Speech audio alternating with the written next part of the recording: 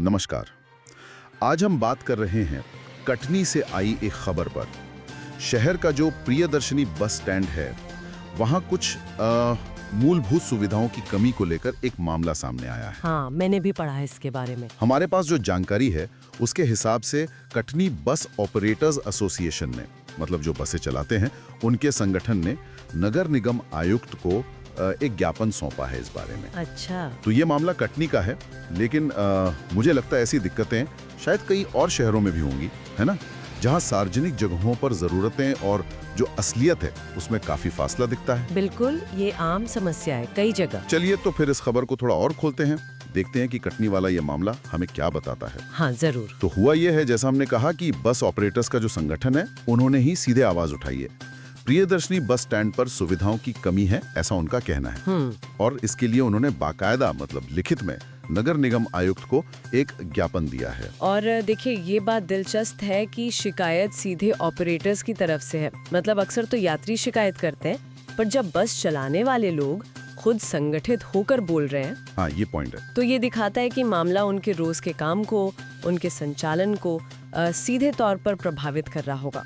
ये सिर्फ एक असुविधा नहीं, उनके लिए शायद ये बुनियादी जरूरत का सवाल बन गया है। बिल्कुल बिल्कुल, शायद उनके लिए अब ये नजरअंदाज करने लायक नहीं रहा। तो इसमें दो पक्ष साफ हैं। एक तरफ तो ये एसोसिएशन हो गया जो रोज शायद इन दिक्कतों से जूझ रहे हैं, हाँ, रोजमर्रा की परेशानी। और दूसरी तरफ है नगर निगम, जिनके पास अधिकार है, जिम्मेदारी है इन समस्याओं को ठीक करने की। हाँ, और ये जो ज्ञापन दिया गया है ना, ये एक तरह का औपचारिक कदम है। सही। इससे लगता है कि शायद पहले बातचीत हुई हो या मौखिक रूप से कहा गया हो, पर असर नहीं हुआ, तो अब उन्होंने लिखित शिकायत की है।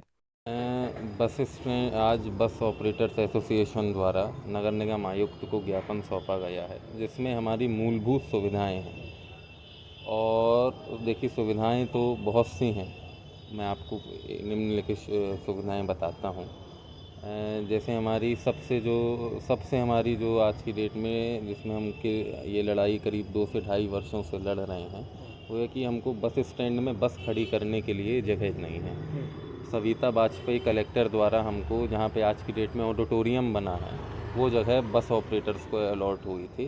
पर अब क्योंकि वहाँ पे ऑडिटोरियम बन चुका है, तो हमको कहीं दूसरी जगह बस स्टैंड में कोई जगह नगर निगम के द्वारा अलॉट हो, जहाँ पे हम सभी अपनी गाड़ियाँ खड़ी कर सकें। अब क्या है कि जगह है नहीं, तो हम लोग गाड़ियाँ कहाँ पे खड़ी करेंगे? उसके कारण ट्रैफिक व्यवस्था में भी फ़र्क पड़ता है। कटनी का बस स्टैंड पहला एक ऐसा बस स्टैंड है कि जो सिर्फ नाम का बस स्टैंड है, और शॉपिंग कॉम्प्लेक्स से ज़्यादा है।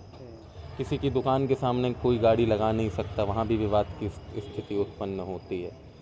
दूसरा, देखिए, चारों तरफ से बस स्टैंड खुला हुआ है, कोई भी व्यक्ति कहीं से भी आता है, कहीं भी चला जाता है। गाड़ियों से सामान चोरी होता है, हम सभी की गाड़ियों से हमेशा पूर्व में भी और अभी भी सामान चोरी हो चुका है। गाड़ियों की बैटरी चोरी होती हैं, टायर, स्टेपनी ट्यूब चोरी होता है, और असामाजिक तत्वों का एक डेरा बन गया है बस स्टैंड। पुलिस चौकी बाजू में है, उसके बाद ना कभी कोई कार्रवाई की गई है। और रात में तो ये स्थिति रहती है कि क्योंकि बस स्टैंड है, बस में सभी तरीके की लोग सवारी करते हैं। आप अपनी घर की बहन बेटियों को अकेले बस स्टैंड रात में लेने, मतलब आप अकेले नहीं भेज सकते, आपको साथ में जाना पड़ेगा, ये स्थिति रहती है। ट्रांसपोर्ट एसोसिएशन द्वारा 2-3 मांगें प्रस्तुत की गई हैं। पहली बात तो ये है कि साफ़ सफाई के संबंध में बात की गई है। तो उस संबंध में जो वहाँ पे जितनी सफाई सुविधा होनी चाहिए, उसकी व्यवस्था का अभाव बताया है उन लोगों ने। मुख्य रूप से जो होटल व्यवसायी और जो वहाँ पर व्यवसाय करते हैं लोग, उनके माध्यम से जो कचरा फैलता है, उसकी सुसंगत व्यवस्था नहीं है, ऐसा कहना था। तो उसके लिए हम अतिरिक्त व्यवस्था करने के पर विचार कर रहे हैं, और ये प्रयास करेंगे कि बस स्टैंड % साफ़ सुथरा हो।